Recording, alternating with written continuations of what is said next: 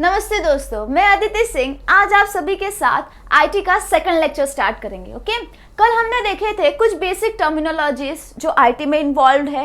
आज हम जो देखेंगे वो है 3 basic components of computer system. कल भी हमने इसे लास्ट में कुछ देखा था, याद आ रहा है? 3 basic components, input unit, central processing unit and last one was output unit. Okay, so जो इनपुट यूनिट है उसके बारे में हम सबसे पहले पढ़ेंगे एंड इट वाज कि this unit helps user to enter data and commands in the computer system। इस यूनिट के थ्रू आप क्या करोगे, आप इनपुट दे सकते हो कि आपको क्या चाहिए, वो आप इनपुट दे सकते हो in the form of data and commands. Okay, data can be in the form of number, words, actions, commands etcetera. आप किसी भी फॉर्म में दे सकते हो। आप कीबोर्ड से इनपुट दे रहे हो तो आप नंबर्स दे सकते हो, कमांड दे सकते हो, एक्शंस दे सकते हो, इंस्ट्रक्शंस दे सकते हो। The main function of input device is to direct command and data into the computer. इसका जो मेन फंक्शन रहता है वो होते हैं हमारे रिक्वायरमेंट्स को कंप्यूटर तक पहुंचाना, यानी कि आप जो टाइप कर रहे हो उसे आप कंप्यूटर तक कैसे पहुंचाओगे। तो this is only possible with the help of input system. इसका एक एग्जांपल देख लेते हैं। ये दोनों एग्जांपल हम देखेंगे क्या है। सबसे पहला तो है keyboard. The keyboard is an input device that enters number and characters. Similarly, mouse is also an input device. आप कीबोर्ड से कुछ टाइप करोगे तो आप इनपुट दे रहे हो। आप माउस से शेक कर रहे हो, माउस को आप देखोगे तो कर्सर हिलेगा, तो आप भी एक इनपुट दे रहे हो। आप राइट क्लिक कर रहे हो, आप लेफ्ट क्लिक कर रहे हो, या आप इनपुट दे रहे हो, आप स्क्रॉल कर रहे हो, राइट। अब सेकंड जो है, अनदर एग्जांपल है टच स्क्रीन। आप सब फोन यूज करते हो, आप सब टैबलेट्स यूज करते हो, हर चीज यूज करते हो। उसमें आप क्या कर रहे हो, यू जस्ट प्रेस। जैसे कि अभी ये मेरा फोन है, मैं इसके ऊपर कुछ टैप करूंगी तो ये मुझे कुछ रिस्पॉन्ड कर रहा है, यानी कि मैंने इसके ऊपर एक इनपुट दिया तो इट्स गिविंग मी रिवर्स में एक चीज जो स्क्रीन दिखा रही है, वो उसका आउटपुट है। Exactly in the same way, तो user can simply touch the screen without using any other device to enter the command. Directly आप उसे कमांड दे रहे हो टच करके, आप कुछ और नहीं कर रहे, सिर्फ टच कर रहे हो एंड स्क्रीन अपीयर हो रहा है। नेक्स्ट है, आपने देखा होगा from smartphone to ATM machines this input device are being very popular nowadays. आजकल तो एटीएम मशीन्स देख लो, या फिर आप अभी तो चेक बुक, अगर आपको चेक डिपॉजिट करना है उसके लिए भी कंप्यूटराइज मशीन आ रही है। Just go and type there digital way में आपको आपके मनी मिल जाते हैं या फिर चेक डिपॉजिट हो जाता है सेम वे में। नेक्स्ट इसका जो स्टेप है वो है सेंट्रल प्रोसेसिंग यूनिट, जिसे हम CPU भी कहते हैं। इसमें क्या है, after receiving data and commands from the user the computer system has to process it according to the instructions provided. अब आपने कीबोर्ड से इनपुट तो दे दिया, अब कंप्यूटर उसको इंटरप्रेट करेगा, उसे समझेगा कि आपने क्या दिया है उसे काम करने को। Here it has to rely on the component that is called as central processing unit. Okay, इधर ये सेंटर है, इसके बिना कुछ पॉसिबल नहीं है। इनपुट आएगा, it will come in CPU, then output will be generated. So central processing unit जो होता है वो मेन कंपोनेंट होता है। इट जस्ट क्या करेगा, वो इंटरप्रेट करेगा जो भी इनपुट आपने दिया होगा।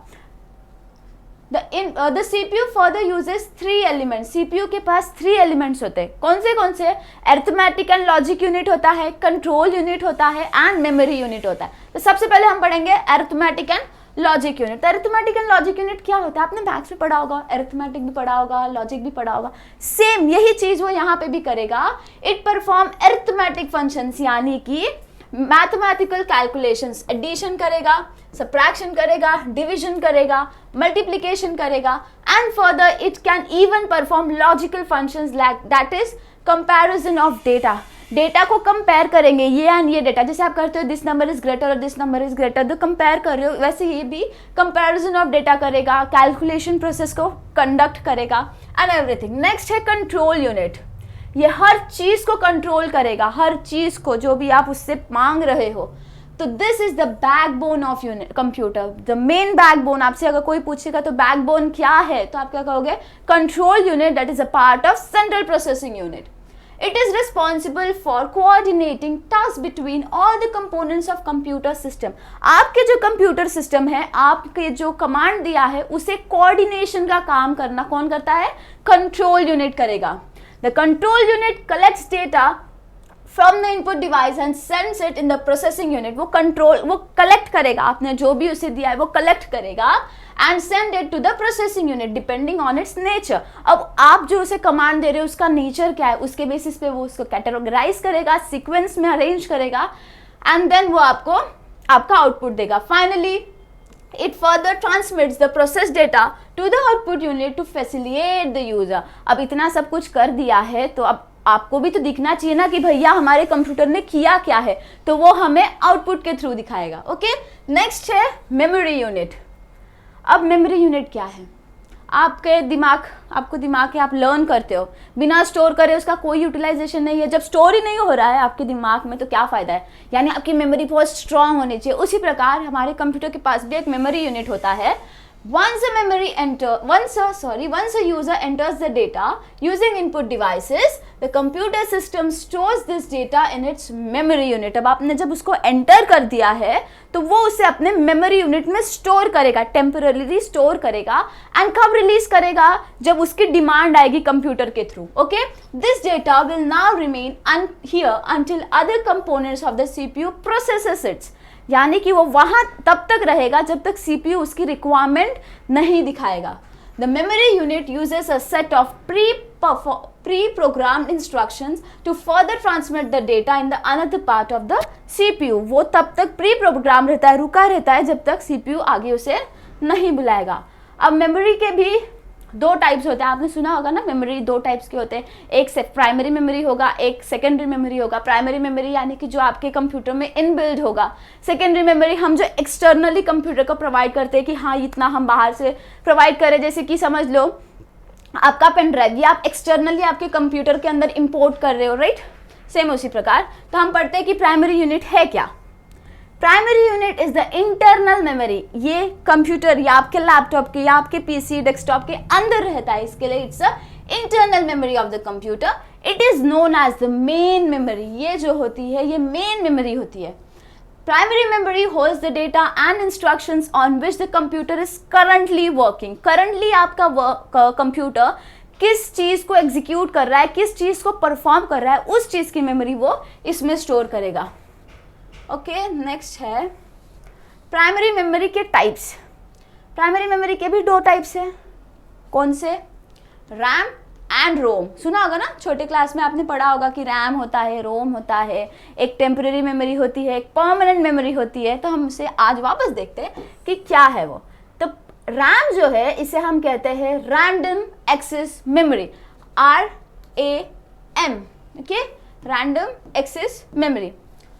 RAM is known as read और राइट मेमोरी। अब आपको समझो MCQ में आ गया कि रीड और राइट मेमोरी क्या होता है। रैंडम एक्सेस मेमोरी होता है। रैंडम एक्सेस मेमोरी क्या होता है? रीड एंड राइट मेमोरी होता है। एग्जैक्टली दोनों का नाम मतलब समझो इंटरचेंजेबल नाम्स है। It has generally referred to as the main memory of the computer system. इसे हम मेन मेमोरी भी कहते हैं, यानी कि major component of the primary memory. It is the temporary memory, यानी कि ये टेम्पररीली स्टोर करता है हर चीज को। This information stored in the memory are lost as the power supply of the computer is switched off. Therefore, RAM is also volatile memory.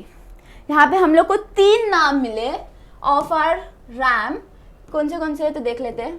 सबसे पहले तो हमें मिला कि RAM को हम random access memory कहते हैं, RAM को हम read and write भी कहते हैं। RAM is the main memory of the computer system। RAM हमारा volatile भी होता है। तो अभी टेम्पररीली स्टोर करता है, इसका मतलब क्या? समझो आप एक वर्ड फाइल बना रहे हो, नॉर्मल सा वर्ड फाइल बना रहे हो, you are going on entering everything, but अभी तक आपने सेव नहीं किया है। आप एंटर कर रहे हो, टाइप कर रहे हो, कंटिन्यूसली टाइप कर रहे हो, but at any instance suddenly electricity का शॉर्टेज हो जाता है या फिर इलेक्ट्रिसिटी चली जाती है एंड आपका कंप्यूटर स्विच ऑफ हो रहा है, मतलब आपका कंप्यूटर बंद हो गया, it has just shut down. तो क्या होगा? सेव होगा क्या आपका वर्ड फाइल? नहीं, वो टेम्पररीली स्टोर था, यानी कि वो रैम में स्टोर था। अब वो डिसअपियर हो चुका होगा। जब लाइट आएगी, आप स्विच ऑन करोगे, आप सोचोगे ओ माय गॉड मेरा वर्ड फाइल मुझे मिल जाएगा, तो नहीं मिलेगा क्योंकि आपने उसे स्टोर ही नहीं किया था। It was just stored in the temporary memory वाला part.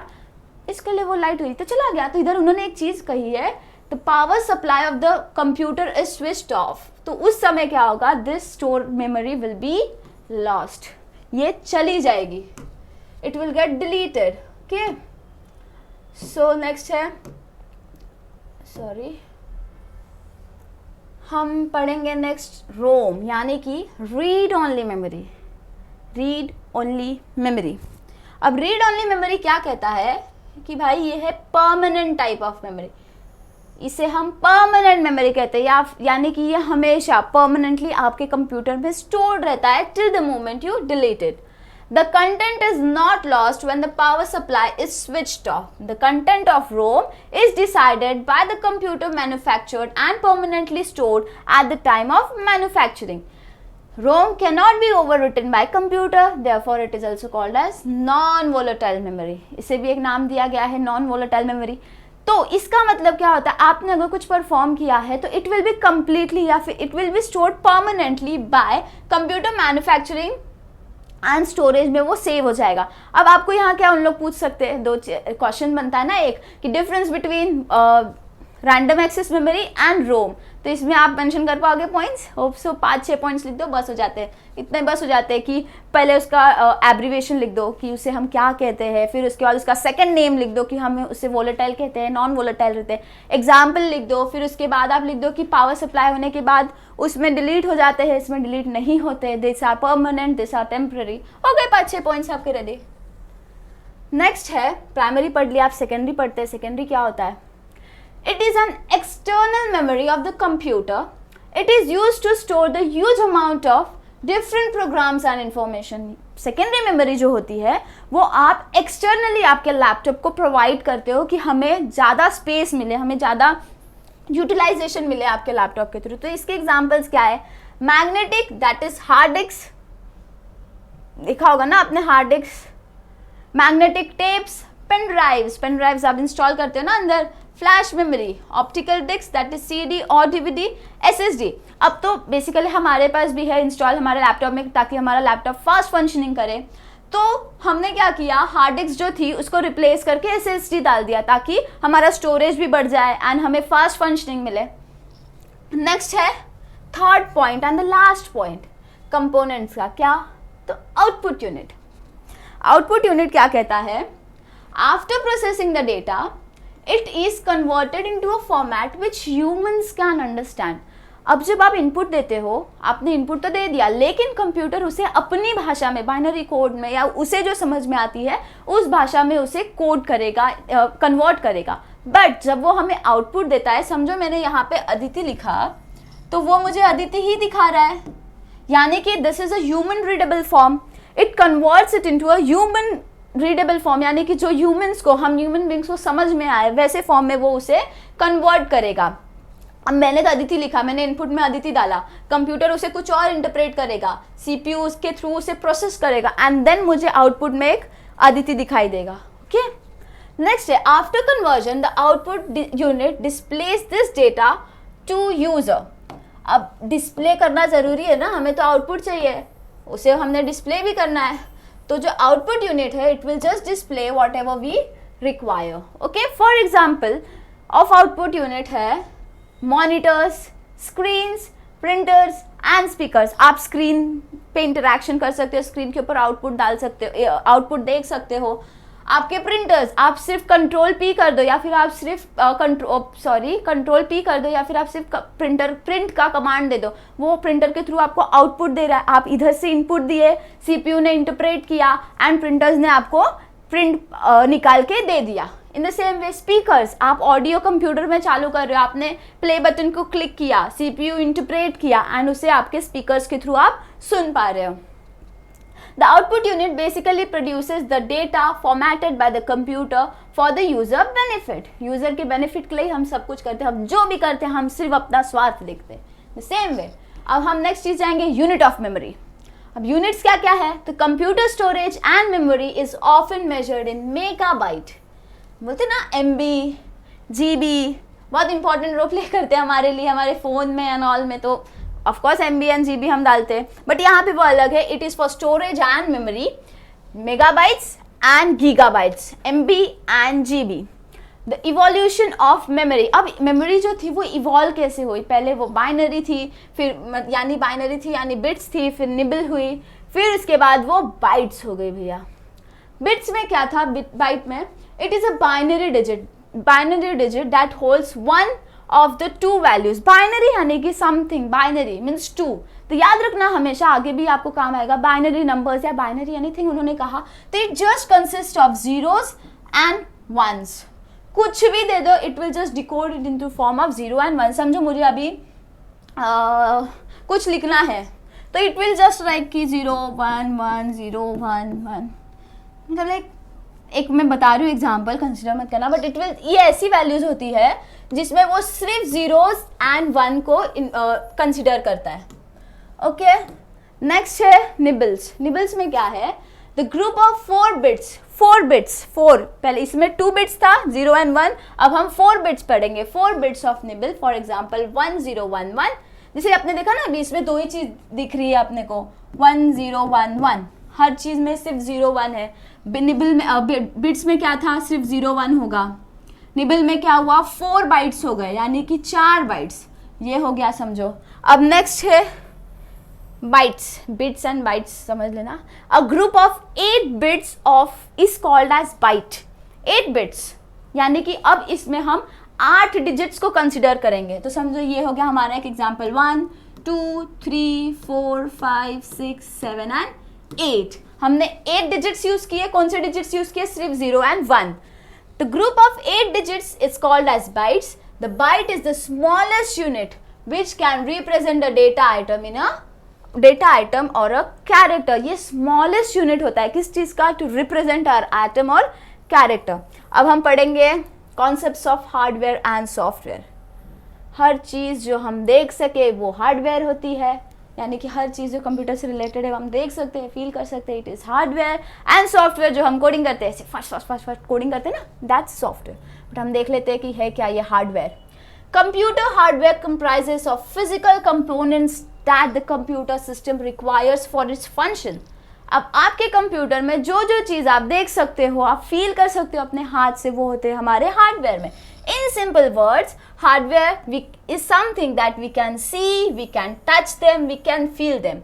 It compasses of everything that is circuit boards that operates within the personal computers, laptops including motherboards, graphic cards, CPUs, ventilation fans, web camps, power supply and so on. Ventilation fans देखा होगा ना आपने, आपके जो CPU रहता है, कभी कभी उसमें से एक आवाज़ आती है फ़ैन की, it's all about ventilation fans. ये सब आपके कंप्यूटर के बाहर होता है, जैसे कीबोर्ड हो गया, माउस हो गया, आपका मॉनिटर, आपका डेस्कटॉप हो गया, CPU हो गया, this all comes in your hardware.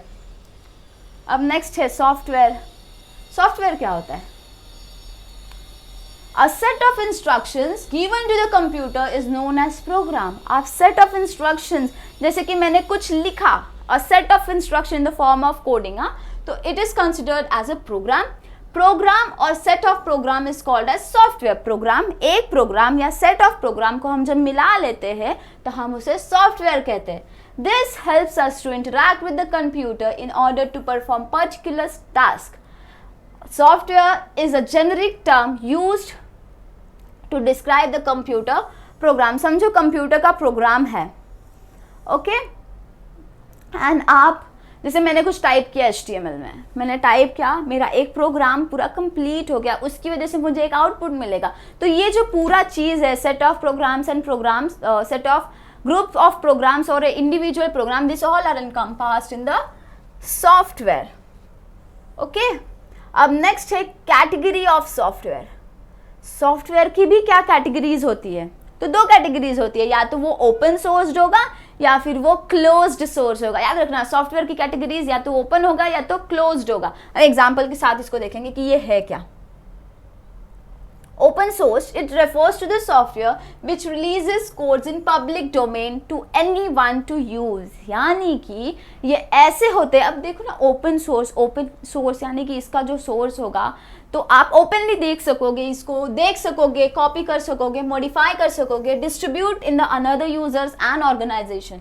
As the software is open to the public, the results that are constantly update, improves and expands as more people can work on it for its improvement। Okay? अब आप देखोगे, अभी मैं जिस college में हूँ, मैं जिस यूनिवर्सिटी में हूँ, वहाँ पे एक नहीं, एक CPU नहीं होता है, वहाँ पे n नंबर ऑफ CPU होते हैं, 500, 600, 700 CPUs होते हैं, सब एक साथ काम कर रहे हैं, computer engineers, IT engineers, computer science engineers, हर कोई काम कर रहा है। तो अब 1-2 CPU रहती है तो हम विंडोज़ इंस्टॉल कर लेते हैं, हम लाइसेंस वर्जन ले लेते हैं।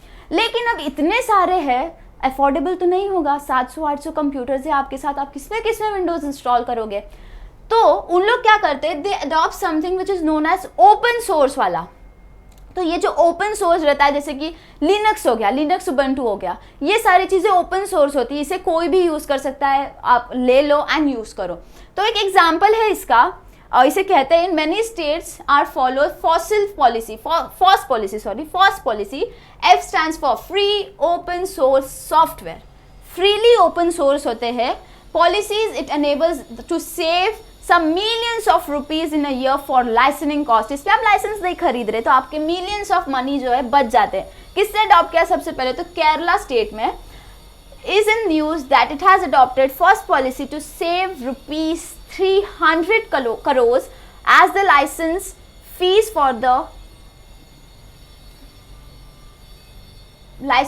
for closed source software जो है उसके लाइसेंस के लिए। Oops, sorry.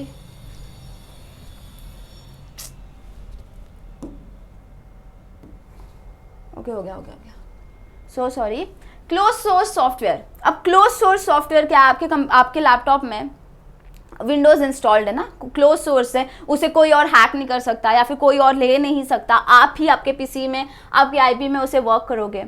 तो क्या है ये actually? It is the opposite of open source software and it means that the software which has priority for and has to close guarded code. Only the original author or organization of the software can access it. अब मेरे पास जो Windows है, मेरे laptop में जो Windows है, वो आप नहीं यूज़ कर सकते because it is a close source. मैंने लाइसेंस लिया है उस चीज़ का, मैंने पैसे दिए हैं उस चीज़ के। In case of closed source software, user has to purchase the software before using it. आपको उसको यूज़ करने से पहले उसे खरीदना पड़ेगा, आपको पैसे देने पड़ेंगे एंड तब आप उसे खरीदोगे। ओके, बाकी का चीज़ हम नेक्स्ट सेशन में देखेंगे कि भाई अब ये सॉफ्टवेयर तो है, सॉफ्टवेयर के भी फर्दर टाइप्स हैं, उसे हम पढ़ेंगे नेक्स्ट लेक्चर में। So stay tune. कैसे रहोगे? Stay tune.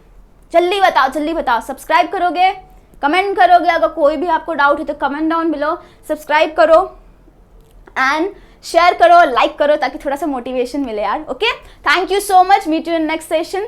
Thank you.